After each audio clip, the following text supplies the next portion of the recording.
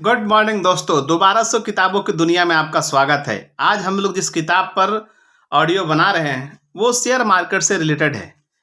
Share market के गुरु कहा जाता है बेंजामिन ग्राहम को। इनकी एक किताब है द इंटेलिजेंट इन्वेस्टर। आज उसका पहला अध्याय शुरू होता है जिसका टाइटल है निवेश बनाम स्पेकुलेशन, वे परिणाम जो इंटेलिजेंट इन्वेस्टर चाहता है। इस अध्याय में उन विचारों का खाका दिया गया जाएगा जिन्हें हम अपने पुस्तक में उल्लेखित करेंगे। शुरुआत में हमारी इच्छा खासतौर पर गैर पेशेवर निजी निवेशक के लिए उचित पोर्टफोलियो पॉलिसी अवधारणा को विकसित करना है। निवेश बनाम स्पेकुलेशन, निवेशक का क्या मतलब है?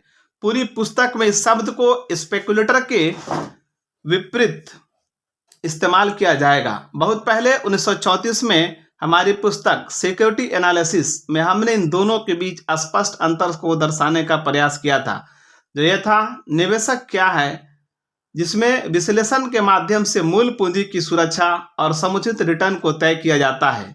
जिन कायरों में इसकी आवश्यकता नहीं पड़ती वह स्पेकुलेशन है। हम इस परिभाषा पर अगले 38 वर्षों तक दृढ़ रहे, लेकिन इस अवधि में निवेशक शब्द के उपयोग में जो आमूलचूल परिवर्तन हुए उन पर चर्चा करना उपयुक्त होगा। 1929-1932 में बाजार में बड़ी गिरावट के बाद सभी सामान्य शेयरों को मोटे तौर पर स्पेकुलेटिव प्रकृति का माना जाने लगा। एक प्रमुख अधिकारी ने साफ तौर पर कहा था कि निवेश के लिए केवल बॉन्ड्स ही खरीदने चाहिए। इसलिए हमें तब अपनी परिभाषा को इस आरोप से बचाना पड़ा था कि इसने निवेश की धारणा को काफी व्यापक बना दिया था। अब हमें अलग तरह की चिंता है। हमें अपने पाठकों को इस आम शब्दजाल को स्वीकार करने से बचाना है जो शेयर बाजार में किसी को भी और हर किसी को निवेशक बता देते हैं। अपने पिछले संस्करण में हमने जून 1962 की अपनी प्रसिद्ध वित्त पत्रिका के अमुख लेख में निम्न शीर्षक का दृष्टांत किया था। छोटे निवेशकों में मंदी का रुख बहुत ज्यादा शॉर्ट सेलिंग में जुटे। अक्टूबर 1970 में इसी पत्रिका में असावधान निवेशकों पर आलोचनात्मक संपादकीय का प्रकाशन हुआ था जो उस वक्त खरीदने की होड़ में शामिल थे। ये उद्धरण उस भ्रम को साफ तौर पर दर्शाते हैं जो निवेश और स्पेकुलेशन शब्दों के उपयोग में अनेक वर्षों से प्रमुख रहा है। हमारी ऊपर बताई निवेश की परिभाषा पर विचार करें और फिर इसकी तुलना समाज के गैर अनुभवी सदस्य द्वारा किसी स्टॉक के कुछ शेयरों की बिक्री से करें जिसे यह भी ना पता हो कि वो क्या बेच रहा है। इस सदस्य को काफी हद तक भावनात्मक आधार पर विश्वास हो कि वो इन्हें बहुत ही कम भाव पर फिर खरीद लेगा। इस बिंदु पर यह कहना अप्रासंगिक नहीं होगा कि जब 1962 में ये लेख बाजार में आया तब तक बाजार में पहले ही बड़ी गिरावट आ चुकी थी और अब वह नई शानदार तेजी की तैयारी में था। ये शॉर्ट सेलिंग का जितना संभव हो सके उतना बुरा वक्त था। अधिक सामान्य अर्थों में बाद में इस्तेमाल हुए असावधान निवेशक शब्द को कई बार खर्चीला, कंजूस जैसे हास्यजनक विरोधाभास के तौर पर लिया जा सकता है, जो शरारत नहीं बस भाषा का दुरुपयोग है।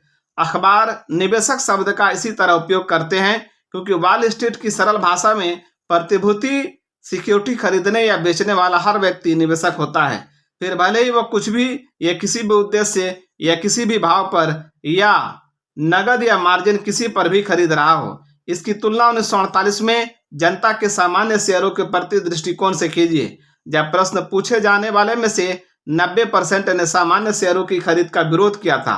उनमें से आधे लोगों ने इसका कारण इसका असुरक्षित व जुए जैसा होना और शेष आधे ने इसकी जानकारी ना होना कारण बताया। निश्चित यह विडंबना है, हालांकि हैरानी नहीं कि हर तरह के सामान्य शेयर की खरीद को आमतौर पर काफी हद तक अत्यधिक स्पेकुलेटिव या जोखिमपूर्ण माना जाता था। ग्राहम ने मिशिगन विश्वविद्यालय द्वारा फेड के लिए किए गए सर्वेक्षण का हवाला दिया है। यह सर्वेक्षण फेडरल रिजर्व बुलेटिन में जुलाई 1948 में प्रकाशित हुआ था। लोगों से पूछा गया, मान लीजिए कि कोई व्यक्ति यह तय करता है कि वो अपने पैसों को खर्च नहीं करना चाहता है। वो चाहे तो उस पैसे को बैंक या बॉन्ड में डाल सकता है या फिर वो उस पैसे का कहीं और निवेश कर सकता है। आप क्या सोचते हैं कि आज के इस दौर में पैसों के साथ क्या करना उचित हो रहेगा? बैंक में डालना, सेविंग्स बॉन्ड खरीदना, रियल एस्टेट में निवेश करना या फिर सामान्य स्टॉक खरीदना? केवल 4% लोगों का ही कहना था कि सामान्य स्टॉक संतोषजनक रिटर्न देगा। लगभग 26% लोगों ने इसे असुरक्षित या जुआ माना। 1949 से 1958 तक शेयर बाजार ने 10 साल के इतिहास में सबसे अधिक रिटर्न कमाया था, वो भी उस वक्त जब वे उससे अत्यधिक आकर्षक आधार पर बेच रहे होते थे, और जल्द ही इतिहास को सबसे बड़ी बढ़त शुरू होने ही वाली थी। इसके उलट तथ्य ये भी था कि वस्तुतः वे स्पष्ट रूप से बीते अनुभवों के कारण खतरनाक स्तर माने जाने वाले स्तर से आगे बढ़ गए थे, जो निवेश के परिवर्तित हो गया था और शेयर खरीदने वाली सारी जनता निवेशक हो गई थी। साधारण शेयर में निवेश और स्पेकुलेशन के बीच का अंतर हमेशा के उपयोगी रहा है और इसका लुप्त होना चिंता का कारण है। हमने अक्सर कहा है कि वॉल स्ट्रीट को बतौर संस्थान बेहतर सलाह यही है कि वह इस अंतर को पुनः स्थापित करे तथा जनता के साथ अपने सभी कारोबार में इस पर जोर दे, अन्यथा स्पेकुलेशन से भारी हानि का दोष किसी न किसी दिन स्टॉक एक्सचेंजों पर ही आएगा, और इसने शिकार बने लोगों को समुचित चेतावनी नहीं दी। विडंबना देखिए कि एक बार फिर कुछ स्टॉक एक्सचेंज फर्मों में हाल ही में हुई वित्तीय परेशानियों का कारण उनका स्पेकुलेटिंग सामान्य शेयरों को अपने खुद के मूल पूंजी फंड्स में शामिल करना रहा। हमें विश्वास है कि इस पुस्तक के पाठक सामान्य शेयरों से संबंधित अंतर्निहित जोखिमों के बारे में साफ तौर पर समझ जाएंगे। ऐसे जोखिम जो उनसे मिलने वाले मुनाफे के मौकों में अनिवार्य रूप से होते हैं, तथा इन दोनों को निवेशक को अपनी गणनाओं में अवश्य शामिल करना चाहिए। हमने अभी जो कहा है यह इस बात का संकेत है कि साइमन प्योर इन्वेस्टमेंट पॉलिसी जैसी अब कोई चीज नहीं है जिसमें प्रतिनिधि साधारण शेयर समावेशित हो। इस तरह से कोई व्यक्ति उन्हें इस भाव पर खरीदने की प्रतीक्षा कर सके जिसमें बाजार संबंधी जोखिम ना हो अथवा कोटेशन घाटा इतना बड़ा ना हो कि बेचैन कर दे। निवेशक को बहुतः अपने शेयर होल्डिंग में स्पेकुलेटिंग फैक्टर होने पर नजर रखनी चाहिए। यह उसका काम है कि वो इस घटक को न्यूनतम सीमाओं में रखे और वित्तीय तथा मानसिक तौर पर बुरे से बुरे परिणामों के लिए तैयार रहे, जो कम या लंबी अवधि में भी हो सकते हैं।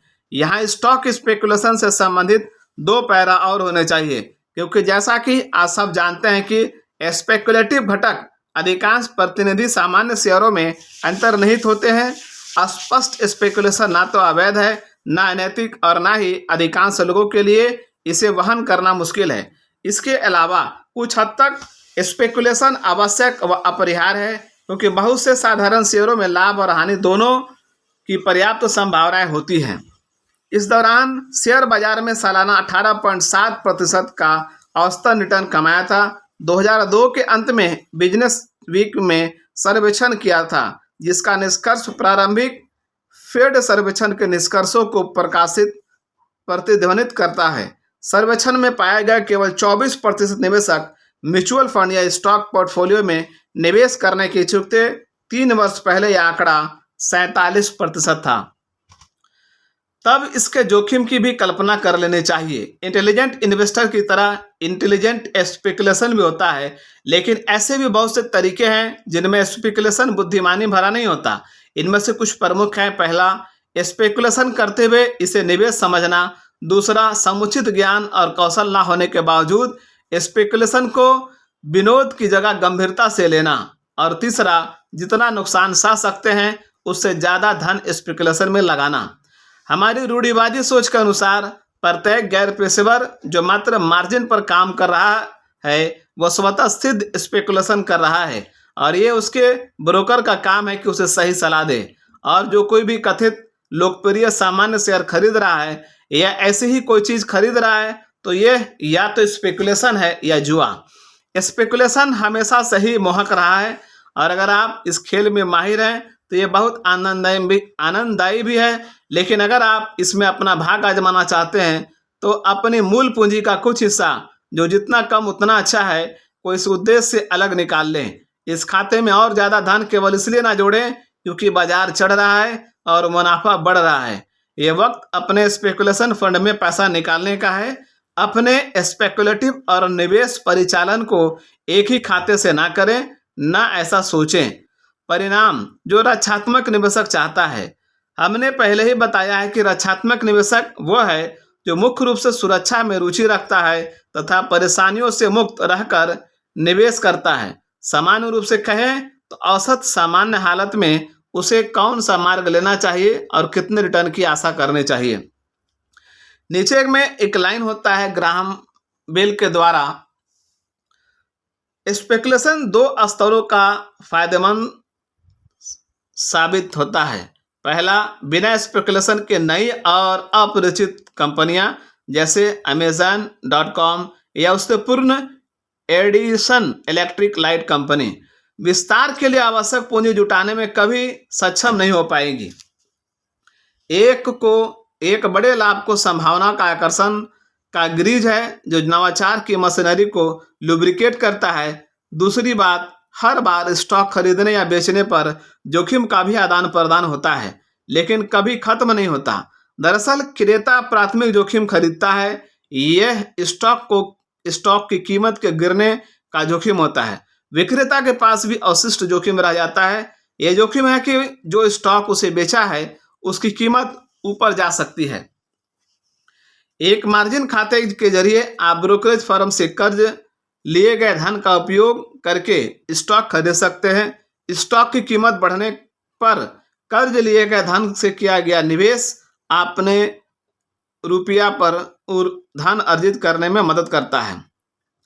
यहाँ स्टॉक की कीमत घटने पर आपके पूरे धन का सफाया हो सकता है।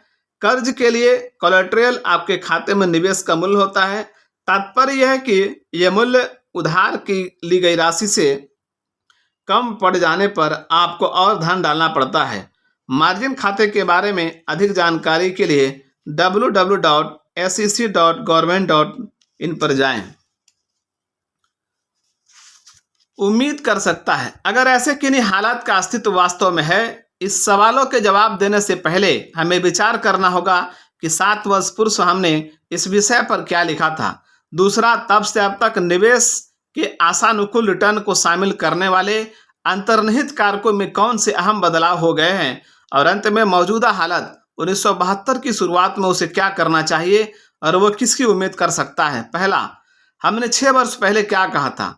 हमने अनुशंसा की थी कि निवेशक अपनी होल्डिंग्स को हाई ग्रेड बॉन्ड्स और प्रमुख सामान्य शेयरों में बांट दें, जिसमें बॉन्ड्स का अनुपात 25% से कम तथा 75% से अधिक ना हो, तथा सामान्य शेयरों के लिए इससे उलट अनिवार्य रूप से सच होगा।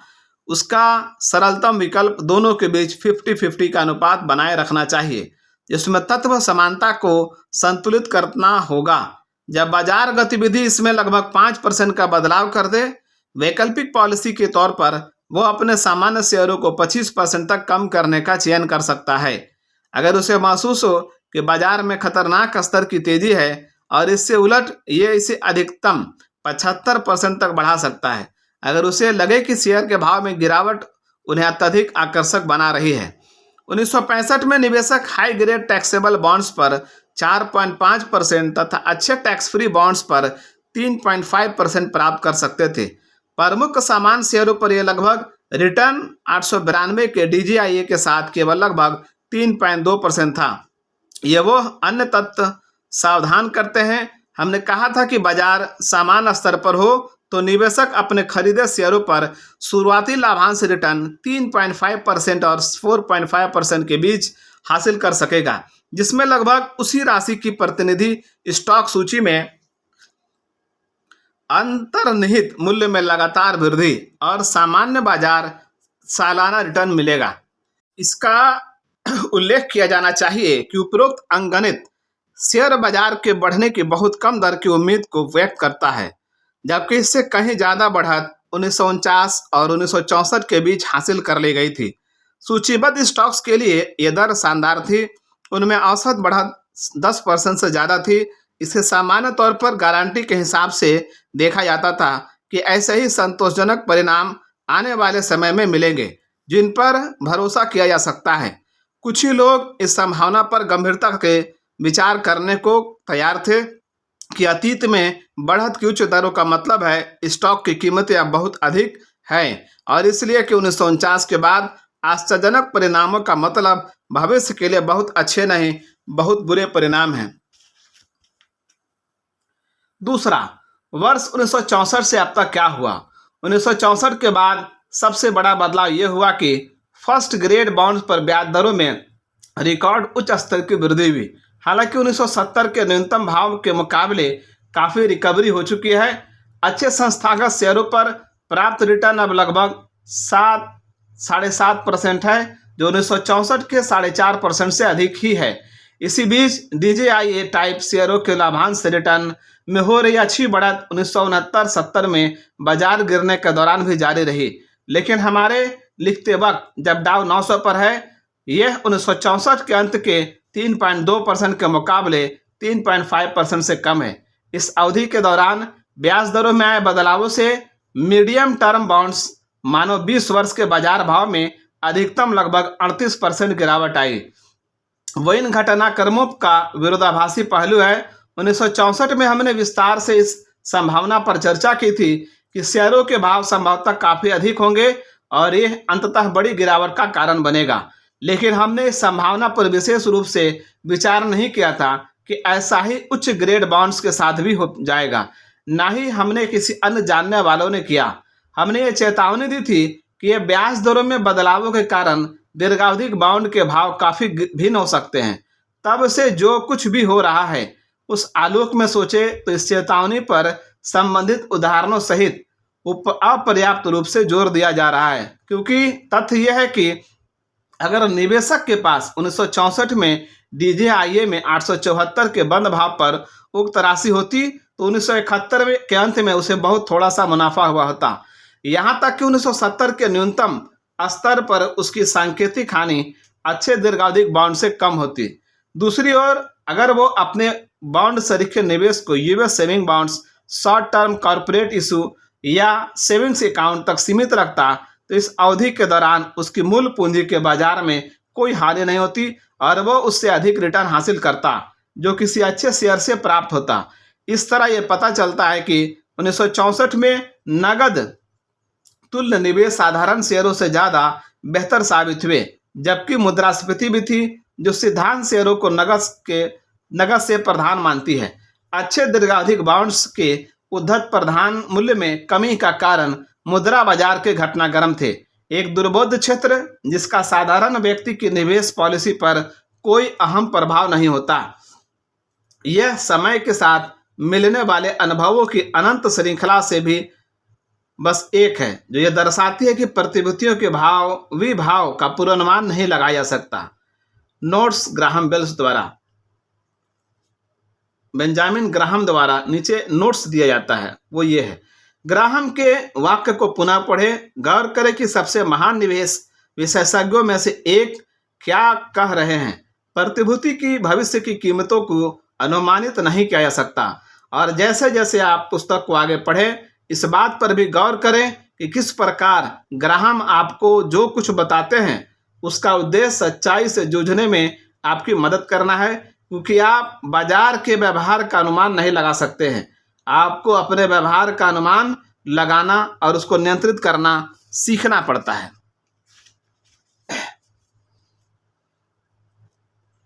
लगभग हमेशा ही बॉन्ड्स में शेयरों के भाव की तुलना में बहुत कम अस्थिरता होती है। निवेशक आमतौर पर बिना बाजार मूल्य में अधिक बदलाव की परवाह किए कितने भी वक्त में परिपक्व होने वाले अच्छे बॉन्ड्स को खरीद सकते हैं। इस नियम में कुछ अपवाद भी थे, जिसे 1964 के बाद की अवधि में साबित भी कर दिया। हम आगामी अध्याय में बॉन्ड के भाव परिवर्तन के बारे में और भी बहुत कुछ बताना चाहेंगे। पॉइंट नंबर 3, 1971 के अंत व 1972 की शुरुआत में उम्मीदें व नीति।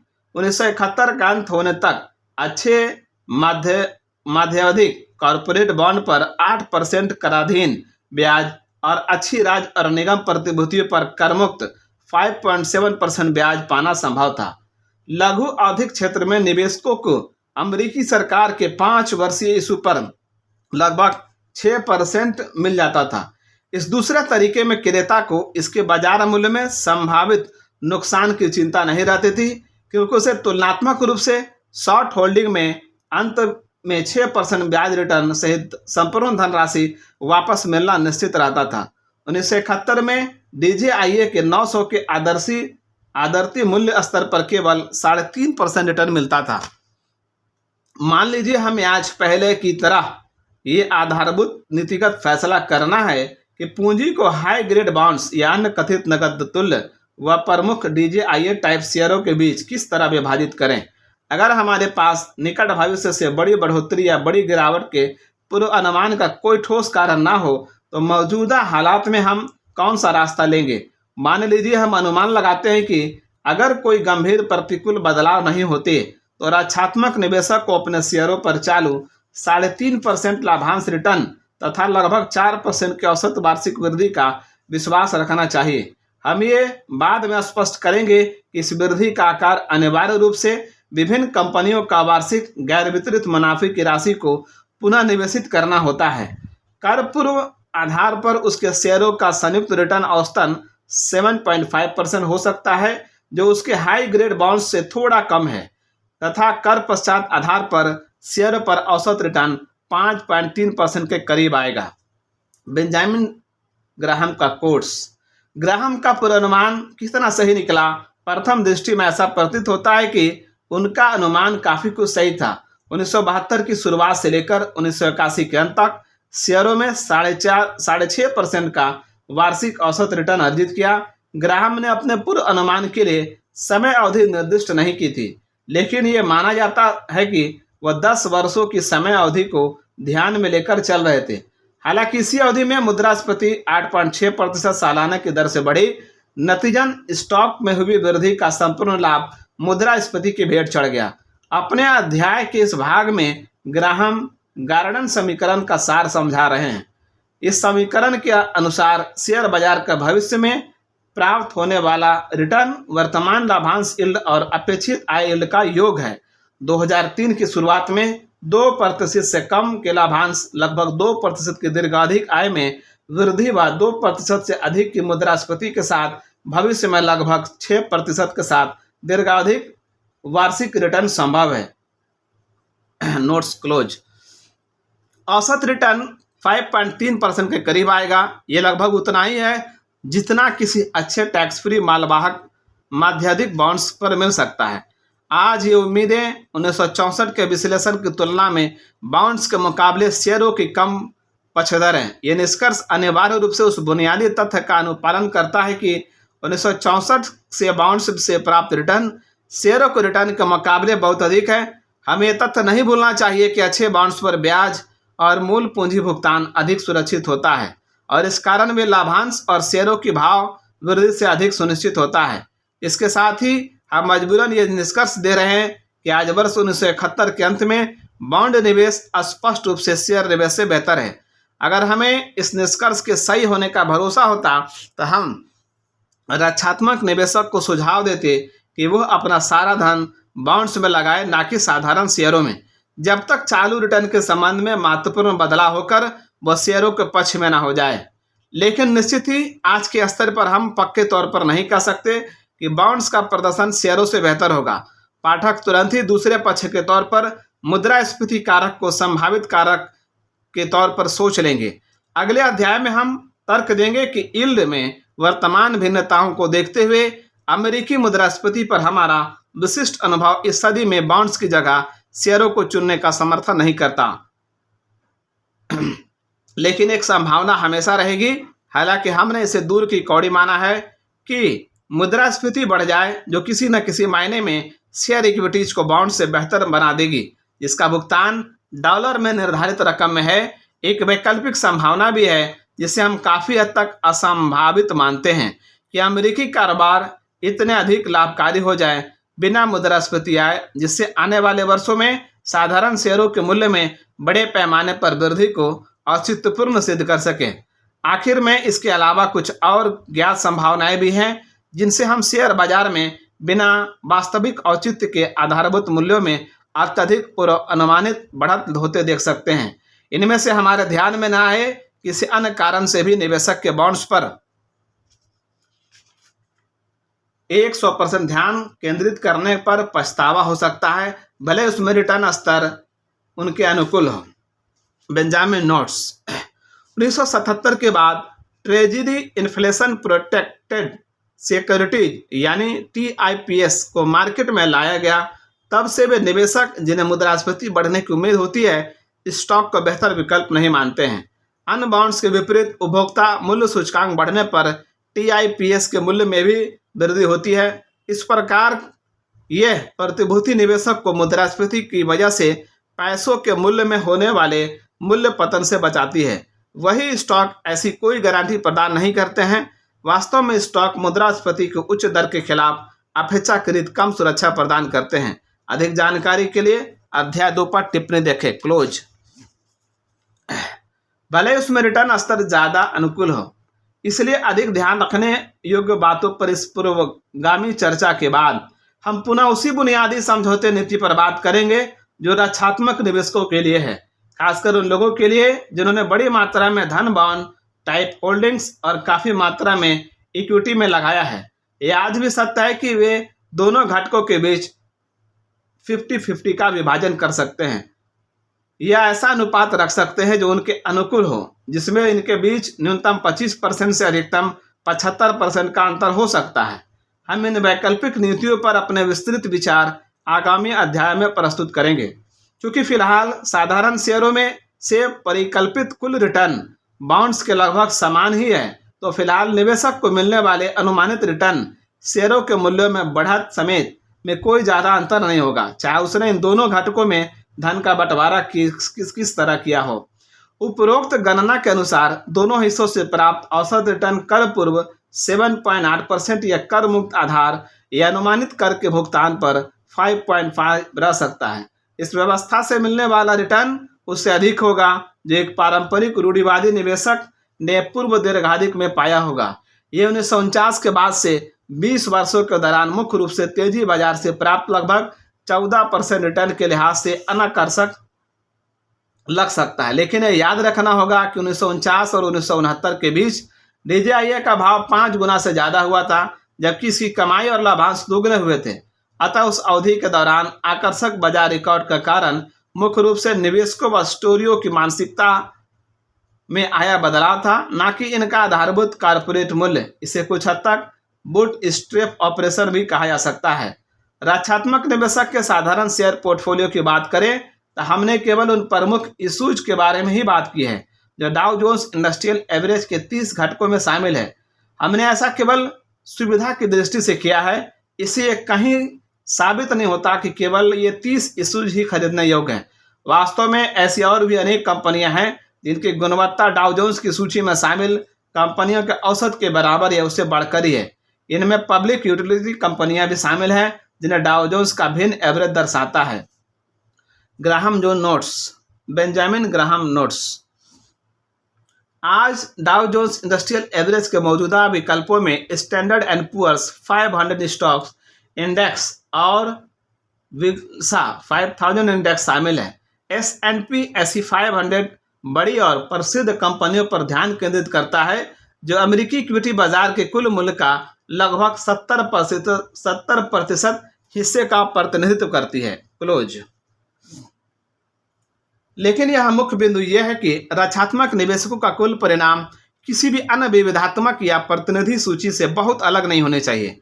या ये कहना ठीक रहेगा कि ना तो वो और ना ही उसके सलाहकार का सुनिश्चित पूर्वानुमान कर सकते हैं कि अंततः उनके बीच कितना फर्क हो सकता है। यह सच है कि दक्ष या चतुर निवेश की कला विशेष रूप से इशू के चेयर में निहित है, जिससे सामान्य बाजार से बेहतर रिटर्न हासिल किया जा सके।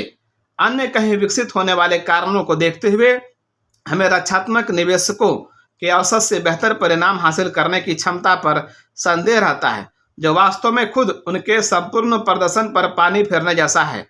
हमारा संदेह विशेषज्ञों द्वारा बड़ी धनराशि के प्रबंधन तक विस्तृत है। हम अपनी बात को एक उदाहरण देकर स्पष्ट करते हैं जो पहले पहल देखने में ठीक इसके विपरीत प्रतीत होता है। दिसंबर 1960 से दिसंबर 1970 के बीच DJIA में 616 से 839 या 36% की वृद्धि हुई, लेकिन इसी अवधि के दौरान इससे कहीं अधिक बड़े स्टैंडर्ड एंड पुअर्स के 500 शेयरों के सूचकांक में 58.11 से 92.15 या 58% तक की वृद्धि हुई। स्पष्ट है कि दूसरा ग्रुप खरीद के लिहाज से पहले ग्रुप से बेहतर था, लेकिन 1960 के में कौन इतना दुस्साहसी होता कि वो भविष्यवाणी कर सके कि सभी तरह के साधारण शेयरों में जो कई तरह का वर्गीकरण प्रतीत होता है वो सटीक रूप से डाउ के भव्य 30 तानाशाहों से बेहतर प्रदर्शन कर सकेगा। हम जोर देकर कहते हैं कि इससे साबित होता है कि केवल कुछ ही लोग भावों के बदलाव का पूर्ण या सापेक्ष विश्वसनीय पूर्वानुमान लगा सकते हैं। हम यहाँ बिना किसी झिझक फिर से दोहराते हैं कि यह चेतावनी बार बार नहीं दी जा सकती कि निवेशक को नए या कैसे भी प्रचलित इशू अर्थात जिन्हें तुरंत मुनाफे के लिए अनुशंसित किया गया हो को खरीदते वक्त औसत से बेहतर परिणामों की आशा नहीं करनी चाहिए। दीर्घावधि में इसके उलट होना लगभग सुनिश्चित होता है। रक्षात्मक निवेशक को खुद को मजबूत वित्तीय स्थिति में लाभकारी परिचालन का लंबा रिकॉर्ड रखने वाले महत्वपूर्ण कंपनियों के शेयरों तक सीमित रखना चाहिए। कोई भी प्रतिभूति विश्लेषक जो अपने काम में माहिर हो इस तरह की सूची बना सकता है। Graham notes. वही विल्सा 5000 अमेरिका में सार्वजनिक रूप से कारोबार किए जाने वाले लगभग हर महत्वपूर्ण स्टॉक पर नजर रखता है। मोटे तौर पर इन शेयरों की संख्या 6700 के करीब है, लेकिन क्योंकि सूचकांक के कुल मूल्य का अधिकांश हिस्सा सबसे बड़ी कंपनियों को दर्शाता है, इसलिए सामान्य तौर पर विल्सा 5000 का रिटर्न काफी हद तक S&P के समान होता है। कई कम कीमत वाले म्यूचुअल फंड्स निवेशक को इन इंडेक्स में स्टॉक को एकल और सुविधाजनक पोर्टफोलियो में रखने की सुविधा देते हैं। क्लोज।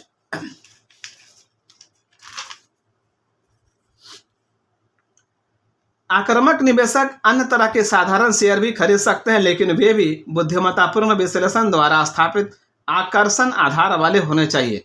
इस खंड को समाप्त करते हुए हम यहाँ रक्षात्मक निवेशक के 3 सहायक अवधारणाओं या परिपाटियों का संक्षेप में उल्लेख करना चाहेंगे।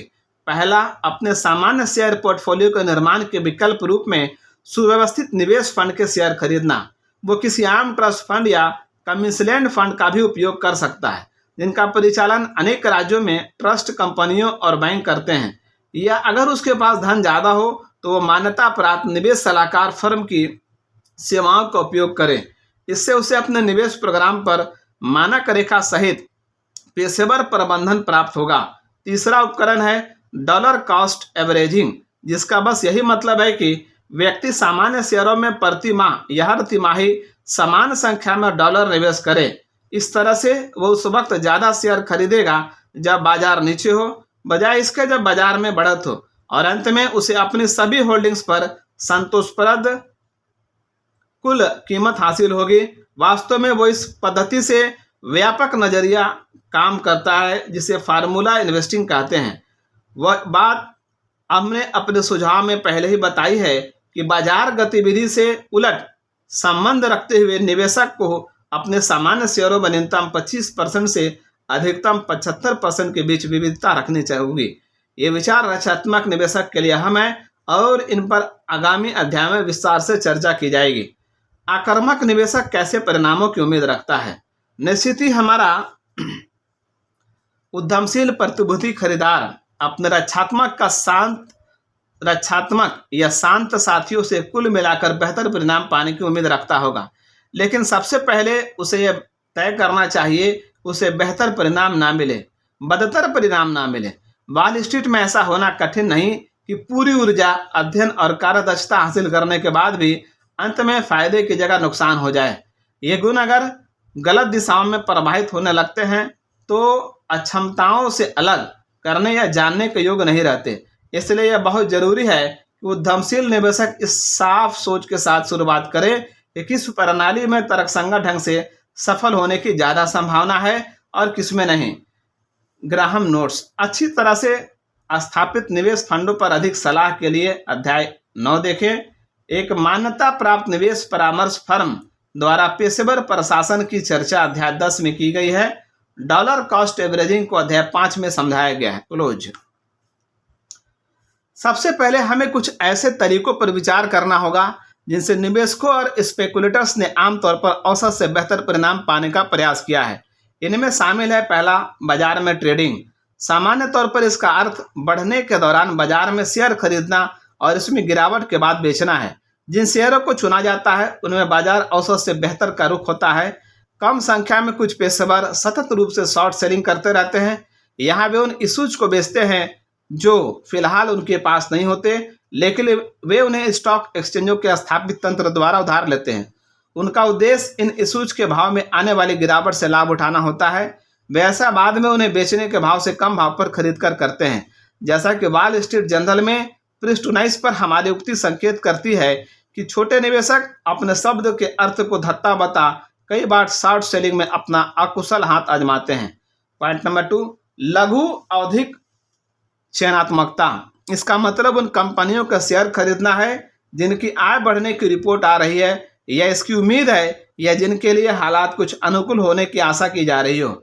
दूसरा, दीर्घावधिक चयनात्मकता। इसमें आमतौर पर अतीत में तरक्की के शानदार रिकॉर्ड पर जोर रहता है जिसके भविष्य में भी जारी रहने की संभावना हो।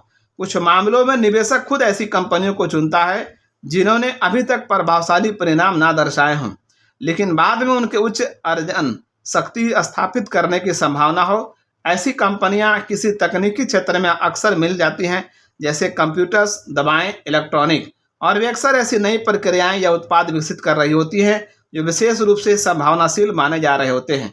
हमने पहले ही निवेशक के इन गतिविधि क्षेत्रों में पूर्ण सफलता की संभावना के प्रति नकारात्मक दृष्टिकोण व्यक्त किया है। सबसे पहले तो हम सैद्धांतिक और वास्तविक दोनों ही धरातलों पर इन निवेश क्षेत्रों को खारिज करते हैं। शेयर ट्रेडिंग ऐसा परिचालन नहीं है जो विश्लेषण के आधार पर मूलधन की सुरक्षा और संतोषजनक रिटर्न प्रदान करता है। शेयर ट्रेडिंग के बारे में और बातें आगामी अध्याय में बताई गई हैं। कम या लंबी अवधि के सबसे ज्यादा संभावनाशील शेयर तलाशने के प्रयास में निवेशक को दो तरह की बाधाओं का सामना करना पड़ता है। पहला, मानव दोष क्षमता और दूसरा, स्पर्धा की प्रकृति। भविष्य का अनुमान लगाने में यह गलत हो सकता है और अगर यह सही भी होता है तो चालू बाजार भाव पहले ही ये दर्शाने लगेंगे जिसका उसने अनुमान लगाया था। लघु अवधिक चयनात्मकता क्षेत्र में कंपनी के चालू वर्ष के परिणाम आमतौर पर वॉल स्ट्रीट पर सबको पता होते हैं। अगले वर्ष के परिणाम काफ़ी हद तक पूर्व कथनीय होते हैं और उन पर पहले ही काफ़ी विचार किया जा रहा होता है। इसलिए निवेशक तो इस वर्ष के श्रेष्ठतम परिणामों के आधार पर इशू चुन रहा होता है या उसे अगले वर्ष के लिए जो उम्मीद दिलाई गई होती है। पूरी संभावना है कि बाकी लोग भी वही सब उन्हीं कारणों से कर रहे होंगे। अपने दीर्घावधिक संभावनाओं के लिए शेयर चुनते वक्त निवेशकों की दुश्वारियां बुनियादी रूप से एक जैसी ही रहती हैं। पूर्व अनुमान में त्रुटि की स्पष्ट संभावना होती है, जैसा कि हमने अपने एयरलाइंस के उदाहरण में दर्शाया है। ये त्रुटि निश्चित रूप से लघु अवधिक आय के मामलों में ज़्यादा होती है क्योंकि विशेषज्ञ ऐसी भविष्यवाणियां करने में गुमराह हो जाते हैं। सैद्धांतिक रूप से निवेशक के लिए संभव है कि वो उस वक्त सही पूर्वानुमान लगाकर फायदा उठा सके जब पूरा वॉल स्ट्रीट गलत अनुमान लगा रहा हो, लेकिन यह केवल सैद्धांतिक होगा। कितने उद्यमशील निवेशक कुशाग्र बुद्धि पर भरोसा कर सकते हैं या उसके पास पेशेवर विश्लेषकों को दीर्घावधिक भावी आय का अनुमान लगाने के उनके पसंदीदा खेल में मात देने वाली भविष्यवाणियों का उद्धार होता है। इस तरह हम तार्किक और उलट पुलट करने वाले निष्कर्ष तक पहुंच सकते हैं कि सतत रूप से औसत से बेहतर परिणाम पाते रहने के यथोचित अवसर का आनंद लेने के लिए निवेशक को दो नीतियों का पालन अवश्य करना चाहिए, जो है पहला, बुनियादी रूप से मजबूत और संभावनाशील तथा दूसरा, वॉल स्ट्रीट पर लोकप्रिय न हो। क्या उद्यमशील निवेशक के लिए भी ऐसी कोई नीतियां हैं? पुनः सैद्धांतिक रूप से इसका जवाब हाँ है और ऐसा मानने के काफी कारण है कि ऐसा वास्तव में करने पर भी जवाब सकारात्मक रहेगा। हर कोई जानता है कि साधारण बाजार में स्पेकुलेटिव शेयरों के भाव बार बार दोनों दिशाओं में से किसी में काफी आगे तक जाते हैं। कम से कम एकल इशू में ऐसे हर वक्त होता है। इसके अलावा एक साधारण शेयर रुचि की कमी या अन्यायपूर्ण प्रचलित पूर्वाग्रह के कारण अंडर वैल्यू हो सकता है। अगर हम और आगे जाकर आकलन करें तो पाएंगे कि सामान्य शेयरों में ट्रेड करने वालों में ज़्यादातर लोग इसकी एक रूपरेखा से दूसरों के बीच अंतर नहीं कर पाएंगे। इस पुस्तक में हम ऐसे अनेक उदाहरण अतीत के देने वाले हैं जो भाव व मूल्य के बीच विसंगतियों को दर्शाएंगे। इस तरह ऐसा लगता है कि कोई भी बुद्धिमान व्यक्ति जो गणना में अच्छा हो उसके लिए वॉल स्ट्रीट पिकनिक के जैसा है, जहां उसे अन्य लोगों के मूर्खताओं से आमोद प्रमोद करना है। भले ही ऐसा लगता हो, लेकिन किसी कारण यह इतना सरल नहीं है। मुनाफे के लिए कुपेक्षित और इस कारण अंडर वैल्यू शेयर को खरीदना लंबा और धैर्य रखने वाला अनुभव है तथा उस लोकप्रिय शेयर को शॉर्ट में बेचना तो ओवर वैल्यू हो जाए। न केवल व्यक्ति के साहस और सहनशक्ति की परीक्षा होती है, बल्कि वह व्यक्ति पॉकेट बुक की महंगाई भी नापता है। यह सिद्धांत ठोस है, इसका सफलतापूर्वक उपयोग असंभव नहीं है, लेकिन इस कला को साधना आसान नहीं है। इसके अलावा ऐसी भी अनेक विशेष परिस्थितियां होती हैं जिनमें 20% या इससे बेहतर वार्षिक रिटर्न पाने में कई वर्ष लग जाते हैं, जिसमें उन लोगों को न्यूनतम जोखिम होता है जो इस क्षेत्र में अपना काम करने का तरीका जानते हैं। वे इसमें इंटर सिक्योरिटी आर्बिट्रेज परिसमापनों में पेआउट्स या वर्कआउट्स विशेष तरह के सुरक्षात्मक हेज को शामिल करते हैं। इनमें सबसे आम स्थिति प्रस्तावित विलय या अधिग्रहण होता है, जिसमें उन शेयरों का मूल्य उनकी घोषणा की तारीख से बहुत ज़्यादा होता है। बीते कुछ वर्षों में ऐसे सौदों की संख्या में काफ़ी इजाफा हुआ है और ये विशेषज्ञों के लिए अत्यंत लाभकारी समय होना चाहिए था, लेकिन बहुत सारी विलय घोषणाओं के साथ ही विलय में अनेक गतिरोध भी आए, जिससे कई बार ये सौदे हो नहीं पाए। इस तरह ऐसे विश्वसनीय परिचालन में भी व्यक्तियों को नुकसान हुआ। इसके अतिरिक्त शायद बहुत अधिक स्पर्धा होने से मुनाफे की दर भी घट गई। इन विशिष्ट परिस्थितियों में लाभ का घटना आत्मविनाश की प्रक्रिया जैसा प्रतीत होता है, जो रिटर्न घटने के नियम जैसा है, जिस पुस्तक को लिखने के दौरान विकसित हुआ है। 1949 में हमने पिछले 75 वर्षों में शेयर बाजार में आए उतार चढ़ाव का एक अध्ययन प्रस्तुत कर सकते थे, जिसने एक फार्मूले का समर्थन किया था, जिसके तहत आय और वर्तमान ब्याज दरों के आधार पर डीजेआईए को उसके केंद्रीय या आंतरिक मूल्य से नीचे खरीदने और ऐसे मूल्य से ऊपर बेचने का स्तर निर्धारित किया जा सकता है। Benjamin notes. स्टॉक को शॉर्ट सेलिंग या शॉर्टिंग प्रक्रिया में इस बात पर दाव लगाया जाता है कि शेयर का मूल्य नीचे आएगा, ना कि ऊपर। शॉर्टिंग 3 चरण की प्रक्रिया होती है। सबसे पहले आप किसी ऐसे व्यक्ति से शेयर उधार लेते हैं जो उन शेयरों का मालिक है, फिर आप तुरंत उस उधार लिए हुए शेयरों को बेच देते हैं और अंत में आप उन्हें उन शेयरों को प्रतिस्थापित करते हैं जिन्हें आप बाद में खरीदते हैं। यदि शेयर की कीमत गिरती है तो आप कम कीमत पर अपने प्रतिस्थापन शेयर खरीद पाएंगे। उधार लिए गए शेयरों की बिक्री की कीमत और प्रतिस्थापन शेयरों को खरीद की कीमत के बीच का अंतर ही आपका सकल लाभ है। लाभांश ब्याज शुल्क या ब्रोकरेज की लागत को घटाकर। हालांकि यदि शेयर की कीमत नीचे के बजाय ऊपर जाती है तो आपका संभावित नुकसान असीमित हो सकता है। तात्पर्य यह है, अधिकांश निवेशकों के लिए शॉर्ट सेलिंग एक इस प्रकार की अटकलबाजी के रूप में सामने आता है जिसे स्वीकार कर पाना मुमकिन नहीं है। 1980 के दशक के उत्तरार्ध में जब शत्रुतापूर्ण कॉर्पोरेट अधिग्रहण और लेवरेज बाय आउट कई गुना बढ़ गया था, तब वॉल स्ट्रीट ने संस्थागत मध्यस्थता डेस्कों की स्थापना की थी। क्लोज। यहाँ राइचाइल्ड के आदर्श वाक्य buy cheap and sell dear का उपयोग किया था और इसमें एक ये भी सुविधा थी कि वॉल स्ट्रीट द्वारा आरोपित व घातक आदर्श वाक्य के शेयरों को तब खरीदना चाहिए जब भाव चढ़ रहे हों और इसलिए बेचें क्योंकि उनके भाव गिर रहे हों। उसके सीधे विपरीत आखिरकार 1949 के बाद से यह फार्मूला बेकार हो गया। दूसरा असाधारण शेयर बाजार की गति से संबंधित मशहूर डाउ थ्योरी थी, जिसमें तुलना के लिए 1897 से 1933 के बीच के शानदार परिणामों को दर्शाया गया था और 1934 से ही इसका प्रदर्शन सवालों के घेरे में था। अनमोल अवसर के वर्तमान में उपलब्ध न होने का तीसरा और अंतिम उदाहरण, वॉल स्ट्रीट में हमारे अपने परिचालन में पूरा जोर इसी पर रहता था कि ऐसे बार्गेन इशू खरीदे जाएं जिन्हें केवल इस तथ्य द्वारा पहचाना जा सकता था कि उन्हें प्लांट अकाउंट या अन्य अस्थियों पर ध्यान दिए बिना तथा पहले ही शेयरों की सभी देयताओं की कम करने के बाद उनकी शुद्ध चालू अस्थि कार्यशील पूंजी से कम पर बेचा जा रहा होता है। यह स्पष्ट था कि इन इशू को उनके निजी व्यवसाय होने के कारण उद्योग मूल्य से काफी कम पर बेचा जा रहा था। कोई भी मालिक या अधिशंक धारक अपने शेयरों को इतने हास्यास्पद कम भाव पर बेचने के बारे में सोचेंगे भी नहीं। लेकिन अजीब बात है कि ऐसी विसंगतियों को तलाशना कठिन नहीं है। 1957 में बाजार में एक सूची प्रकाशित हुई जिसमें इस प्रकार के लगभग 200 इशू दर्शाए गए थे। व्यवहारिक रूप से ये सस्ते इशू विभिन्न तरीकों से लाभकारी साबित हुए और इसका औसत वार्षिक परिणाम अन्य अधिकांश निवेश विकल्पों से अधिक लाभप्रद साबित हुआ।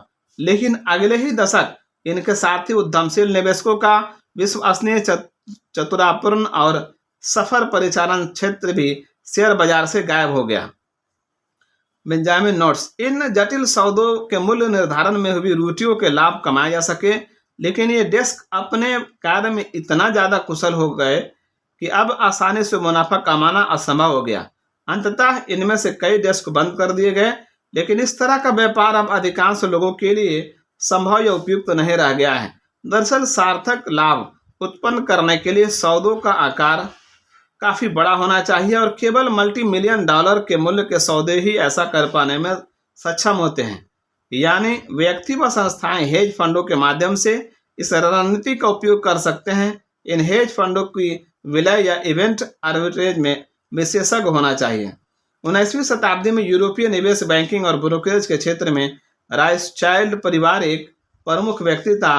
राइसचाइल्ड परिवार के लीडर नेथन मेयर राइसचाइल्ड थे। परिवार के शानदार इतिहास के लिए द हाउस ऑफ राइसचाइल्ड मनीज प्रॉफिट 1798 से 1848 नियन फॉर्चून देखें। क्लोज।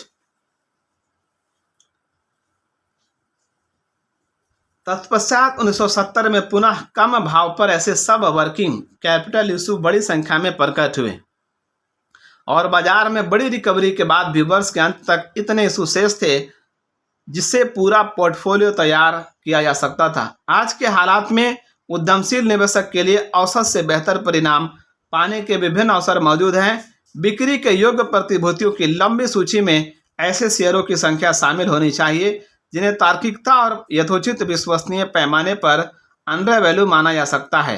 इनसे औसतन DJIA या ऐसी ही किसी अन्य प्रतिनिधि सूची के मुकाबले ज़्यादा संतोषजनक परिणाम मिल सकते हैं। हमारे विचार से इन्हें तलाशना जब व्यर्थ है अगर इससे निवेशक अपने पोर्टफोलियो के शेयर वाले हिस्से में टैक्स पूर्व औसतन लगभग 5% से अधिक के वार्षिक रिटर्न की आशा न रख सकें। हमें ऐसे और भी दृष्टिकोण विकसित करने का प्रयास करना होगा जिनका सक्रिय निवेशक शेयर की चयन में उपयोग कर सके। यहाँ पर अध्याय 1 समाप्त हुआ। अब अध्याय 1 पर टिप्पणी का एक अलग चैप्टर है। संपूर्ण मानवीय अप्रसन्नता केवल एक चीज से जन्म लेती है, ये पता ना होना कि कमरे में शांति से कैसे रहा जाए। इसे कहा है ब्लेज पास्कल ने। क्या आप जानते हैं कि न्यूयॉर्क स्टॉक एक्सचेंज में बाजार बंद होने की घंटी बजने पर ब्रोकर क्यों खुश हो जाते हैं, फिर चाहे उस दिन बाजार कैसा भी रहा हो? क्योंकि जब भी आप ट्रेड करते हैं वे पैसे बनाते हैं, फिर चाहे अपने धन कमाया हो या नहीं। निवेश की जगह स्पेकुलेशन करने से आप संपत्ति निर्माण की अपनी संभावनाएं कम करके किसी दूसरे की संभावनाएं बढ़ाते हैं। ग्राहम की निवेश की परिभाषा इससे ज्यादा स्पष्ट नहीं हो सकती।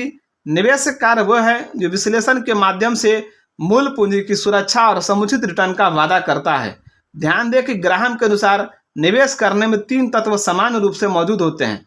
पहला, आपको शेयर खरीदने से पहले उस कंपनी और उसकी आधारभूत कारोबारी मजबूती का गहन विश्लेषण करना चाहिए। दूसरा, आपको सोच समझकर गंभीर नुकसानों से अपना बचाव करना चाहिए। तीसरा, आपको असाधारण नहीं बल्कि पर्याप्त प्रदर्शन की आकांक्षा करनी चाहिए। Benjamin notes. ग्राहम एक कदम आगे बढ़ते हुए अपनी परिभाषा में प्रमुख शब्दों के संबंध में ज्यादा जानकारी जोड़ते हैं। गहन विश्लेषण का अर्थ है सुरक्षा और मूल्य के स्थापित मानकों के आलोक में तथ्यों का अध्ययन। मूलधन की सुरक्षा का तात्पर्य है सभी सामान्य या संभावित स्थितियों या बदलावों के अंतर्गत हानि के खिलाफ सुरक्षा। इसी प्रकार पर्याप्त या संतोषजनक रिटर्न का मतलब है किसी भी दर या रिटर्न की राशि, चाहे वो कितनी भी कम क्यों ना हो, जिसे निवेशक स्वीकार करने के लिए तैयार है, बशर्ते कि वो उचित बुद्धिमत्ता के साथ कार्य करें। क्लोज।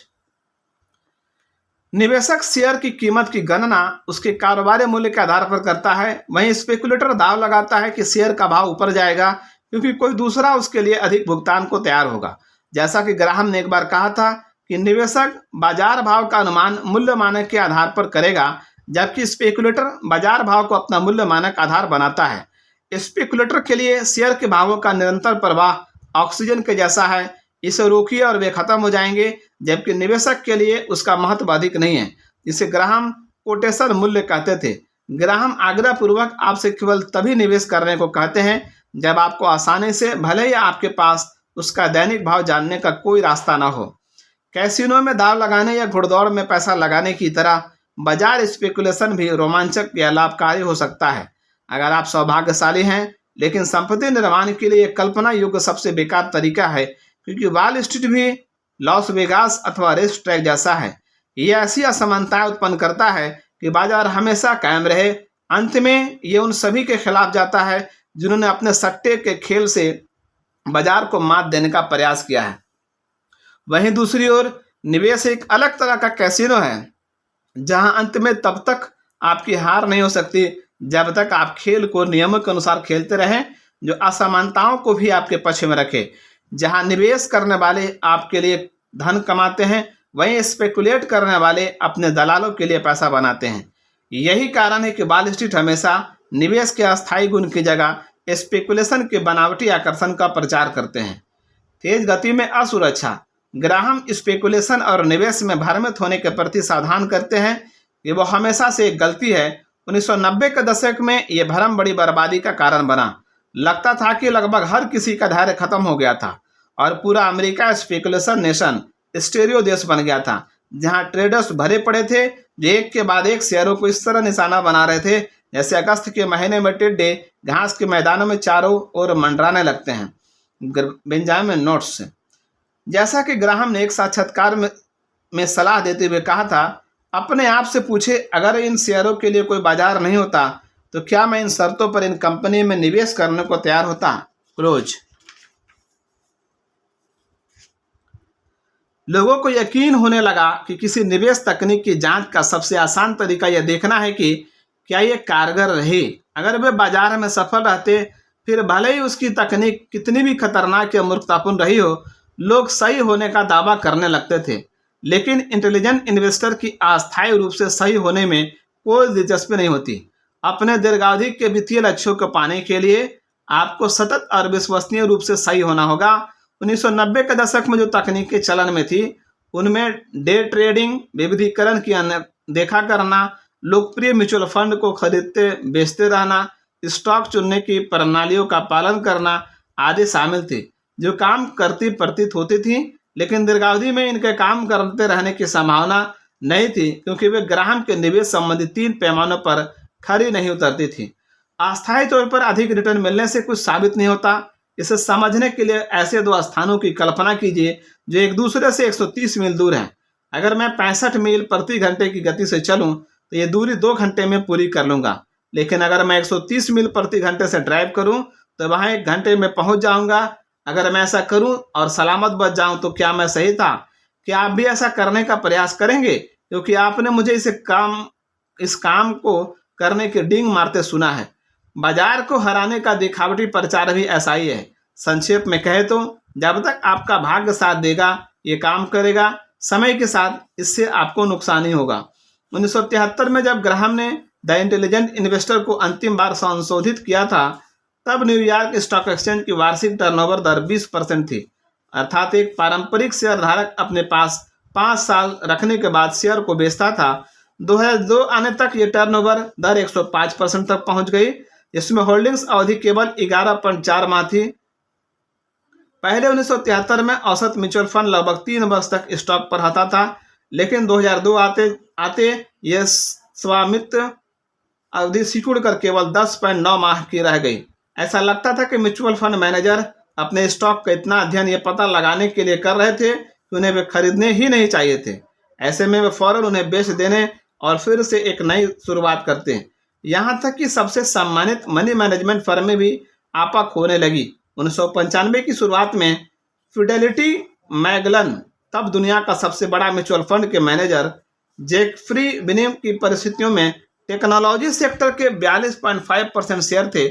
विनिक ने कहा उसकी ज़्यादातर शेयरधारकों ने फंड में जिन लक्ष्यों के लिए निवेश किया है वे क्यों दूर हैं। मुझे लगता है मेरा और उनका लक्ष्य एक ही है और उन्हें भी मेरी ही तरह यही लगता है कि दीर्घावधि का तरीका सबसे बेहतर है। लेकिन उच्च नैतिकता के शब्द लिखने के 6 महीने बाद ही विनिक ने अपने लगभग सारे टेक्नोलॉजी शेयर बेच दिए और 8 उन्मादी सप्ताहों में उन्होंने तकरीबन $19 बिलियन कीमत के शेयर बेचे।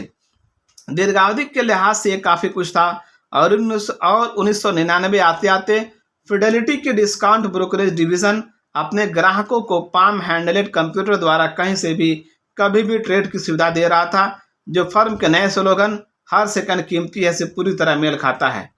स्टॉक ऑन स्पीड एक फिगर है, average length of ownership in days, double click 20 month, सबसे कम पूमा टेक्नोलॉजी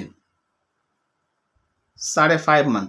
और नेस्डेक एक्सचेंज में टर्नओवर की गति अत्यधिक तेज रही, जैसा कि चित्र 1.1 में दर्शाता है। जैसा कि 1999 में प्यूमा टेक्नोलॉजी के शेयर औसतन हर 5.7 दिन में खरीदे बेचे जाते रहे।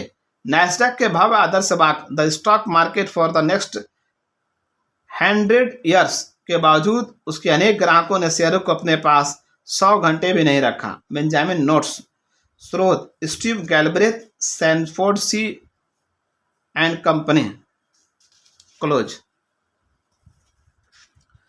वित्तीय वीडियो गेम, वॉल स्ट्रीट ने ऑनलाइन ट्रेडिंग को ऐसा बना दिया कि यह तुरंत नोट छापने का तरीका लगने लगा।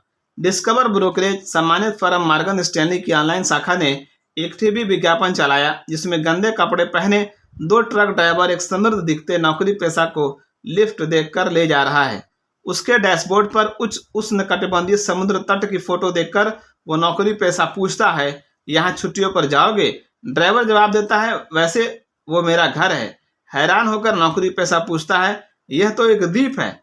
शांत विजय मुद्रा के साथ ड्राइवर जवाब देता है, तकनीकी रूप से यह एक देश है।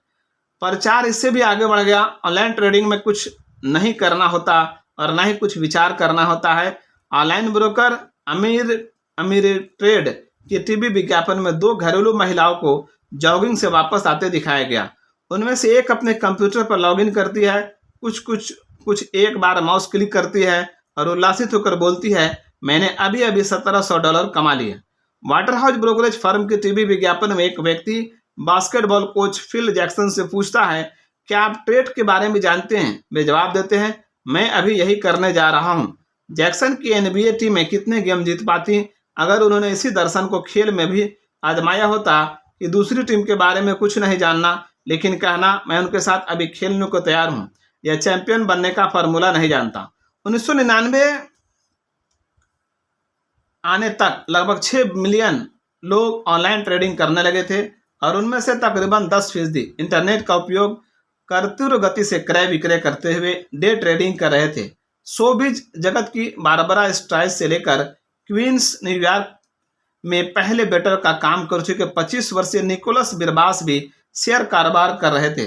बिरबास ने हंसते हुए कहा, पहले मैं दीर्घावधि में निवेश कर रहा था लेकिन फिर मुझे लगा कि इसमें कोई समझदारी नहीं। अब बिरबास दिन में 10 बार ट्रेड करने लगे और उन्हें वर्ष भर में $1 लाख कमाने का अनुमान था। मुझे अपने लाभ हानि के कॉलम में लाल रंग देखना पसंद नहीं। स्टेटाइट्स में फॉर्चून को दिए अपने साक्षात्कार में चौंकाते हुए कहा, मैं विषम राशि की बुल हूँ, इसलिए लाल रंग मुझे पसंद नहीं। लाल रंग दिखते ही मैं फौरन अपने शेयर बेच देती हूँ। शेयरों से संबंधित डेटा को निरंतर शराब खानों और नाई की दुकानों, रसोई से लेकर कैफे, टैक्सी कैब से लेकर ट्रक स्टेशन तक पहुंचाकर वित्तीय वेबसाइटों और वित्त टीवी ने शेयर बाजार को एक अंतर्निहित राष्ट्रीय वीडियो गेम बना दिया है। ग्राहम नोट्स, दिन में सपने देखने के बजाय स्ट्राइसैंड को ग्राहम की सलाह पर चलना चाहिए था। एक बुद्धिमान निवेशक कभी भी स्टॉक को सिर्फ इसलिए नहीं बेचता है क्योंकि शेयर का मूल्य गिर गया है। वो हमेशा पहले पूछता है, क्या कंपनी के अंतर्निहित व्यवसाय का मूल्य बदल गया है? क्लोज। जनता खुद को बाजार का इतना जानकार मानने लगी जितना पहले कभी नहीं थी। दुर्भाग्य से जब लोग डेटा में डूब रहे थे वहां ज्ञान कहीं नहीं था। शेयर उनसे पूरी तरह से अलग थे। जिन कंपनियों ने उन्हें जारी किया था पूर्ण कपोल कल्पना, सिर्फ टीवी या कंप्यूटर स्क्रीन पर ब्लिप की तरह गुजरने वाले। अगर ये ब्लिप ऊपर जाता हो तो फिर कुछ मायने नहीं रखता है। 20 दिसंबर 1999 को जूनो ऑनलाइन सर्विसेज ने एक अत्याधुनिक कारोबारी योजना पेश की। उद्देश्यपूर्वक जितना हो सके उतना पैसा गंवाना। जूनो ने घोषणा की कि वो अब से अपनी किसी भी डिजिटल सेवा के लिए कोई पैसा नहीं लेगा। ईमेल निःशुल्क, इंटरनेट उपभोग निःशुल्क और अगले वर्ष विज्ञापन में कई मिलियन डॉलर खर्च किए जाएंगे। इस कारपोरेट आत्महत्या की घोषणा के बाद 2 ही दिनों में जूनो के शेयर का भाव $16.375 से बढ़कर $66.75 पर पहुंच गया। किसी कारोबार के लाभकारी होने के बारे में जानने की जरूरत नहीं थी, या यह कंपनी क्या उत्पाद बनाती थी या सेवा देती थी, या उसके प्रबंधन में कौन था, यह कंपनी का नाम क्या था, इस बारे में जानना भी जरूरी नहीं था। आपको शेयरों के बारे में बस इन लुभावने कोड को, टिकर संकेतों को जानना था। CBLT, INKT, PCLN, TGLO, VRSN, WVVN। इस तरह आप उन्हें और भी तेजी से खरीद सकते थे, जिसके लिए आपको इंटरनेट सर्च इंजन पर उन्हें देखने में होने वाली 2 सेकंड की कष्टप्रद देरी को भी आवश्यकता नहीं थी। 1998 के अंत में एक छोटी सी, शायद ही कभी ट्रेड भी भवन रखरखाव कंपनी टेम्को सर्विसेज का भाव कुछ ही मिनट में 3 गुना होकर रिकॉर्ड ऊंचाई तक पहुंच गया। क्यों? एक अजीब से वित्तीय डिस्क्लेसिया में आकार हजारों ट्रेडर्स ने टेम्को को खरीद लिया। उन्होंने उसके TMCO टिकर संकेत को भूलवश टिकर मास्टर ऑनलाइन समझ लिया, जो इंटरनेट का ऐसा चहेता था जिसके शेयर उस दिन पहले बार ट्रेड होना शुरू हुआ था। ऑस्कर वाइल्ड ने कभी मजाक किया था कि एक निदक हर चीज का भाव तो जानता है, लेकिन उसे मूल्य किसी का नहीं पता होता। Benjamin notes. ठीक 12 महीने बाद जूनो के शेयर की कीमत गिरकर मात्र $1.093 रह गई। टिकर प्रतीक कंपनी के नाम का एक संक्षिप्त रूप होता है, जो आमतौर पर 1 के 4 अक्षर का तक लंबा होता है। दरअसल इसका उपयोग व्यापारिक उद्देश्यों के लिए किसी कंपनी के स्टॉक की पहचान करने के लिए शॉर्टहैंड के रूप में होता है। यह अपने आप में एक अलग घटना नहीं थी। 1990 के दशक के उत्तरार्ध में कम से कम 3 अन्य अवसरों पर डे ट्रेडर्स ने गलत स्टॉक की कीमत में उछाल लाने का काम किया था। दरअसल उन्होंने कुछ कंपनियों का टिकर प्रतीकों को किसी नई स्थापित इंटरनेट कंपनी का टिकर प्रतीक समझ लिया था। क्लोज। इस परिभाषा में शेयर बाजार हमेशा से निंदक रहा है, लेकिन उस 1990 के दशक के अंत में इसने खुद ऑस्कर को ही चौंका दिया होता, जब भाव पर इकलौती अथकचकरी राय किसी एक कंपनी के शेयर का भाव दोगुना कर सकती थी, जबकि उसका मूल्य पूरी तरह परखा गया नहीं होता था। 1998 के अंत में CIBC ओपेनहाइमर के विश्लेषक हेनरी बेलेडेट ने सावधान किया था, इंटरनेट के सभी शेयरों को देखते हुए स्पष्ट है कि मूल्यांकन विज्ञापन में ज़्यादा कला है। तब भविष्य में विकास की संभावना का हवाला देते हुए उन्होंने Amazon.com के लिए अपने लक्षित भाव को एक ही बार में $150 से बढ़ाकर $400 कर दिया। उस दिन Amazon.com में 19% की बढ़त हुई। बेलेडेट ने विरोध करते हुए कहा कि उनका लक्षित भाव पूरे वर्ष के लिए पूर्व अनुमान था, जबकि वे मात्र 3 सप्ताह में $400 को पार कर गया। एक वर्ष बाद पैनवेबर के विश्लेषक वाल्टर पैसिक ने भविष्यवाणी की कि अगले 12 महीने में क्वेलकॉम का शेयर $1000 तक हो जाएगा। यह शेयर उस वर्ष पहले ही $1842 की बढ़त लिया था। उसी दिन 31% और बढ़ा, जिससे यह शेयर $659 पर पहुंच गया। फार्मूले से नाकामयाबी तक। लेकिन केवल बेतहाशा ट्रेडिंग करना ही एकमात्र स्पेकुलेशन नहीं है। बीते दशक या कुछ अधिक के दौरान एक के बाद एक स्पेकुलेशन फार्मूला प्रसिद्ध होने के बाद रद्दी साबित होता गया। उन सब में यह बात समान थी, सबसे तेज होना, सबसे आसान होना और नुकसान रहित होना। और ये सभी ग्राहम के निवेश व स्पेकुलेशन के बीच अंतर के पैमानों में से कम एक का तो उल्लेख करते ही हैं। ऐसे नाकाम प्रचलित फार्मूले में से कुछ भिन्न हैं। कैलेंडर से कमाई, जनवरी प्रभाव। वर्ष बदलने के साथ ही छोटे शेयरों से बड़े फायदे पाने का रुख रहता है। ये बात 1980 के दशक में छापने वाले सभी विडंबनापूर्ण लेखों व प्रसिद्ध पुस्तकों में खूब प्रचारित की जाती थी। वे अध्ययन दर्शाते थे कि अगर आप दिसंबर मध्य के बाद छोटे शेयर लें और इन्हें जनवरी तक अपने पास रखें, तो इससे आपको बाजार में 5 से 10% बिंदु का मुनाफा हो तो निश्चित ही होगा। इससे अनेक विशेषज्ञ हैरान थे। आखिर अगर ये इतना ही आसान था तो निश्चित ही सब लोगों को इस बारे में सुना होता और बहुत से लोग ऐसा कर रहे होते और यह अवसर निस्तेज हो जाता। इस जनवरी के झटके का क्या कारण था? सबसे पहले तो अनेक निवेशक नुकसान को रोकने के लिए अपने सबसे बेकार शेयरों को वर्ष के अंत में बेच देते हैं। Benjamin notes. वर्ष 2000 और 2001 में Amazon.com और क्वेलकॉम ने अपने संचय मूल्य पर क्रमशः 85.8% और 71.3% मूल्य खो दिया था। क्लोज। इससे उनके टैक्स बिल में कटौती हो सकती है। दूसरा, पेशेवर धन प्रबंधक वर्ष का अंत आने पर कुछ ज़्यादा सावधान हो जाते हैं और वे अपने अच्छे प्रदर्शन को बनाए रखना या खराब प्रदर्शन को न्यूनतम करना चाहते हैं। इस कारण वे गिरते शेयरों को खरीदने या इन्हें अपने पास रखने के इच्छुक नहीं होते। और अगर ये खराब प्रदर्शन करने वाले शेयर बहुत छोटा और अप्रसिद्ध हो तो धन प्रबंधक अपने वर्षांत सूची में इसकी मौजूदगी दिखाने को लेकर और भी अनिच्छुक होता है। इस सब कारणों से छोटे शेयरों में कुछ वक्त के लिए खरीद फरोख्त होती है, जब जनवरी में टैक्स प्रेरित बिक्री समाप्त हो जाती है तो आमतौर पर उसके भाव फिर बढ़ते हैं, जिससे अच्छा और ठोस मुनाफा मिल सकता है। जनवरी का प्रभाव समाप्त तो नहीं, लेकिन कमजोर अवश्य हुआ है। और रोचेस्टर विश्वविद्यालय में फाइनेंस के प्रोफेसर विलियम सिबेट के अनुसार अगर आप दिसंबर के अंत में छोटे शेयर खरीदते और उन्हें जनवरी की शुरुआत में बेचते तो आप बाजार को 1962 से 1979 के बीच 8.5% बिंदु, 1980 से 1989 के बीच 4.4 बिंदु और 1990 से 2001 के बीच 5.8 बिंदु तक मात दे देते हैं। क्योंकि बहुत से लोग जनवरी प्रभाव के बारे में जान गए, इसलिए ज़्यादा ट्रेडर दिसंबर में छोटे शेयर खरीदने लगे, जिससे शेयर फरोख्त कम होने लगी, इससे रिटर्न भी कम मिलने लगा। साथ ही जनवरी प्रभाव सबसे छोटे शेयरों में सबसे ज़्यादा होता है, लेकिन ब्रोकरेज व्यय में प्रमुख स्थान रखने वाले फ्लेक्सस ग्रुप के अनुसार ऐसे छोटे शेयरों को खरीदने और बेचने का कुल व्यय आपके निवेश का 8% तक होता है। दुर्भाग्य से जब आप अपने ब्रोकर को भुगतान करते हैं तब जनवरी प्रभाव से मिला संपूर्ण मुनाफा गवा देते हैं। जो कारगर रहे वो करो। 1996 में जेम्स ओशोनेसी नामक अनजाने से मनी मैनेजर ने what works on Wall street शीर्षक से एक पुस्तक प्रकाशित की। इसमें उन्होंने तर्क दिया कि निवेशक बाजार से बेहतर प्रदर्शन कर सकते हैं। ओशोनासी ने एक ऐसा चौंका देने वाला दावा किया, 1954 से 1994 तक आप $10,000 को 8,74,504 बना सकते थे, जिसमें आप शानदार 18.2% के औसत वार्षिक रिटर्न के साथ बाजार से 10 गुना आगे बढ़ सकते थे। कैसे? ऐसे 50 शेयर खरीद कर जिसका 1 वर्ष रिटर्न उच्चतम हो, मुनाफा 5 वर्षों से लगातार बढ़ रहा हो और शेयर का भाव उसके कॉर्पोरेट राजस्व से 1.5 गुना कम हो। Graham notes. स्वेट्स एक बेहतरीन शोध पत्र अनामलीज एंड मार्केट एफिशिएंसी में इन निष्कर्षों पर चर्चा करते हैं। फ्लैक्स ग्रुप की कमेंट्री 54 क्लोज। वॉल स्ट्रीट का एडिशन मानते हुए ओशानेसी ने अपनी ऑटोमेडी स्ट्रेटेजी स्वचालित रणनीतियों के लिए यूएस पेटेंट नंबर 5978778 लिया और अपने जांच परिणामों के आधार पर 4 म्यूचुअल फंड निकाले।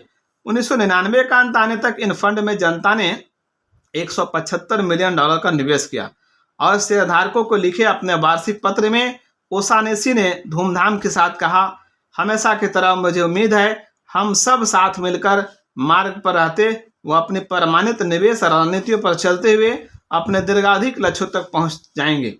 लेकिन what works on Wall Street ने ओशानेसी के इस प्रचार करते ही काम करना बंद कर दिया। जैसा कि चित्र 1-2 दर्शाता है कि 2000 की शुरुआत में उनके 2 फंड इस तरह औंधे मुँह गिरे कि बंद ही हो गए और पूरे शेयर बाजार, जैसा कि S&P 500 सूचकांक ने मापा, में ओशानेसी का हर एक फंड लगभग 4 वर्ष तक लगातार जारी रहने के बाद धराशायी हो गया। जून 2000 में ओशानेसी अपने फंड को नए मैनेजर को सौंपकर अपने दीर्घावधिक लक्ष्यों के निकट पहुंच गए और अपने ग्राहकों को उन समय पर खरी उतरी निवेश रणनीतियों के साथ अकेला छोड़ दिया। ओशानेसी के शेयरधारक शायद तब तक परेशान होते अगर उन्होंने अपनी पुस्तक को और उचित नाम दिया होता, जैसे what used to work on Wall Street until I wrote this book. Wall Street में क्या काम करता है जब तक मैंने किताब नहीं लिखी थी। फुलिश 4 का अनुसरण करें। 1990 के मध्य में मोटली फुल वेबसाइट और कुछ पुस्तकों ने एक द फुलिश 4 तकनीक के प्रकाश में आने का प्रचार किया। मोटली फुल के मुताबिक आपने बीते 25 वर्षों की बाजार औसत को मात दे दी होती और अपने निवेश की योजना बनाने में वर्ष भर में केवल 15 मिनट देकर आप अपने म्यूचुअल फंड से पूरा लाभ ले सकते हैं। सबसे अच्छा कि इस तकनीक में जोखिम न्यूनतम था। आपको बस ये करना था, पहला, डाउ जोन्स इंडस्ट्रियल एवरेज में सबसे कम भावों और उच्चतम लाभांशों वाले 5 शेयरों को चुनें। दूसरा, इनमें सबसे कम भाव वालों को छोड़ दें। तीसरा, दूसरे सबसे कम भाव वाले शेयर का पर अपना 40% धन लगा दें। चौथा, बाकी बचे तीनों शेयरों में से प्रत्येक पर 20% लगा दें। पांचवा, 1 वर्ष बाद पुनः डाउ की इसी तरह पड़ताल करें और 1 से 4 चरण द्वारा पोर्टफोलियो को रिसेट करें। छठा, धनवान होने तक यही करते रहें। Benjamin notes. ये विचित्र विडंबना है कि जैसे ही ओशानेसी ने घोषणा की कि वो प्रबंधन दूसरी कंपनी को सौंप रहे हैं, उस समय से ही बचे रह गए 2 ओशानेसी फंड, जिन्हें अब हेनेसी फंड के नाम से जाना जाता है, ने बेहतर प्रदर्शन करना शुरू कर दिया। फंड के शेयरधारक क्रोधित हो उठे। एक वेबसाइट के चैट रूम में एक शेयरधारक ने भड़कते हुए कहा, मेरे अनुसरण में ओशोनासी के लिए लंबी अवधि का मतलब 3 वर्ष है। मैं आपके दर्द को महसूस कर सकता हूँ। मुझे भी ओशोनासी की पद्धति पर विश्वास था। मैंने इस फंड के बारे में अपने कई दोस्तों और रिश्तेदारों को बताया था, लेकिन अब मुझे खुशी है उन्होंने मेरी सलाह नहीं मानी। क्लोज। मोटली फुल का दावा था कि 25 वर्षों में इस तकनीक से बाजार को 10.1% बिंदु तक सालाना मात दी जा सकती थी। उनकी सलाह थी कि आगामी 2 दशकों में द फुलिस 4 में निवेशित $20,000 से बढ़कर 1,79,01,000 हो जाएंगे।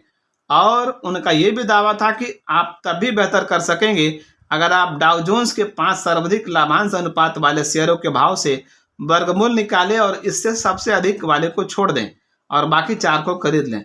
चलिए देखते हैं कि क्या यह रणनीति ग्राहम के निवेश की परिभाषा पर खरी उतरती है। पहला, किस तरह का संपूर्ण विश्लेषण सबसे अधिक आकर्षक भाव और लाभांश वाले शेयर को छोड़ने और उसी का जैसी वांछित खूबियों सहित कम अंक प्राप्त 4 को चुनने का न्यायोचित सिद्ध कर सकते हैं। दूसरा, अपनी कुल पूंजी का 40% किसी एक ही शेयर में निवेश करने में जोखिम न्यूनतम कैसे हो सकता है। तीसरा, तथा केवल 4 शेयरों वाला पोर्टफोलियो इतना विविध कैसे हो सकता है जिससे मूलधन को पर्याप्त सुरक्षा मिल सके। संक्षेप में कहे तो फुलिस 4 शेयर चुनने के अब तक गढ़े हुए फार्मूले में सबसे हास्यास्पद है फुल्स ने भी वही गलती की जो ओशोनासी ने की थी। अगर आप काफ़ी सारे डेटा को लंबे समय तक देखते रहे तो इसमें संयोगवश अनेक रिटर्न उभरते दिखाई देंगे।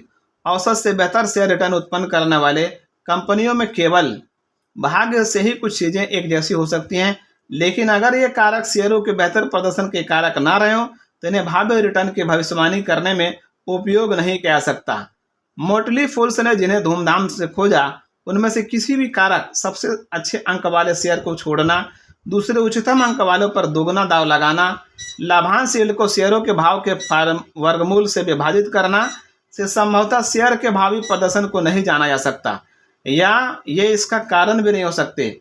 मनी पत्रिका ने पाया कि जिस पोर्टफोलियो में किसी शब्द के दोहराव वाले शेयरों के नाम नहीं होते वे भी द फुलिस 4 जितना बेहतरीन प्रदर्शन करते, जिसका वही कारण था, बस भाग्य। जैसा कि ग्राहम हमेशा हमेशा याद दिलाते रहते हैं, भविष्य में शेयरों के अच्छा या बुरा करने का बस यही कारण है कि उनके पीछे का व्यवसाय अच्छा या बुरा कर रहा है, ना इससे ज़्यादा ना इससे कम। यही वास्तविकता है कि बाजार को कुचलने की जगह द फुलिस 4 ने उन हजारों लोगों को कुचल दिया जो ये विश्वास करके मूर्ख बन गए थे कि ये निवेश करने का कोई तरीका है। केवल 2000 में ही 4 फुलिस share Caterpillar, Eastman Kodak, SBC और जनरल मोटर्स में 14% की गिरावट आई, जबकि डाउ जोन्स केवल 4.7% गिरा था। जैसा कि उदाहरण दर्शाते हैं कि केवल एक चीज़ है जिस पर वॉल स्ट्रीट में मंदी के बाजार का कभी असर नहीं होता, और वो है बासी विचार। ये सभी कथित निवेश नजरिए ग्राहम के नियम के शिकार बने। उच्च अर्जन वाले शेयर प्रदर्शन के सभी यांत्रिक फार्मूले एक किस्म की आत्मघाती प्रक्रिया है जो घटते प्रतिफल का नियम जैसा है। रिटर्न के कम होने के 2 कारण होते हैं। अगर फार्मूला केवल बेतरतीब रणनीतिक तुक्कों जैसे द फुलिस 4 पर आधारित होता है तो गुजरता समय जता देता है कि वे शुरू से ही निरर्थक थे। वहीं दूसरी ओर अगर ये फार्मूला अतीत में कामयाब रहा हो, जैसे जनवरी प्रभाव, तो इसका प्रचार करके बाजार के पंडित हमेशा इसकी भविष्य में ऐसा करने की क्षमता को भुतरा और अक्सर समाप्त कर देते हैं। यही सब चीज़ें ग्राहम की उस चेतावनी को पुनः स्पष्ट करती हैं कि आपको स्पेकुलेशन से वैसा व्यवहार करना चाहिए जैसा कि पुराना जुआरी अपनी कैसीनो की यात्रा को समझता है। स्पेकुलेशन करते वक्त आपको इस भ्रम में नहीं रहना चाहिए कि आप निवेश कर रहे हैं। स्पेकुलेशन उस वक्त भीषण रूप से खतरनाक हो जाता है जिस क्षण आप इसे गंभीरता से लेने लगते हैं। आपको जिस राशि पर दाव खेलना है उसकी सीमाओं को पूरी सख्ती से तय करें। जैसा कि समझदार जुआरी $100 कैसीनो ले जाता है और बाकी धन अपने होटल के कमरे में सुरक्षित बंद रखता है, वैसे ही इंटेलिजेंट इन्वेस्टर अपने कुल पोर्टफोलियो का एक छोटा सा हिस्सा मैड मनी खाते में रखता है। हम में से अधिकांश लोगों के लिए अपनी कुल आमदनी का 10% हिस्सा स्पेकुलेशन के जोखिम में लगाने योग्य अधिकतम मुनासिब राशि है। कभी भी अपने निवेश खाते की रकम को स्पेकुलेटिव खाते के धन के साथ ना जोड़ें। कभी भी अपने स्पेकुलेटिव सोच को अपने निवेश गतिविधियों तक नहीं पहुंचने दें और कभी भी अपनी आस्तियों में से 10% से ज़्यादा को अपने मैड मनी अकाउंट में ना रखें, चाहे कुछ भी हो जाए। अच्छा हो या बुरी, जुए की प्रवृत्ति मानव स्वभाव का हिस्सा है। अधिकांश लोगों के लिए इसका दमन करने की कोशिश करना भी व्यर्थ है, लेकिन आपको इसे रोकना और नियंत्रित करना है। सबसे अच्छा तरीका यही है, आप ये सुनिश्चित करें कि निवेश को स्पेकुलेशन के साथ भ्रमित करके अपने को भी मूर्ख नहीं बनने देंगे। यहाँ पर ये पहला चैप्टर क्लोज होता है। Thank you.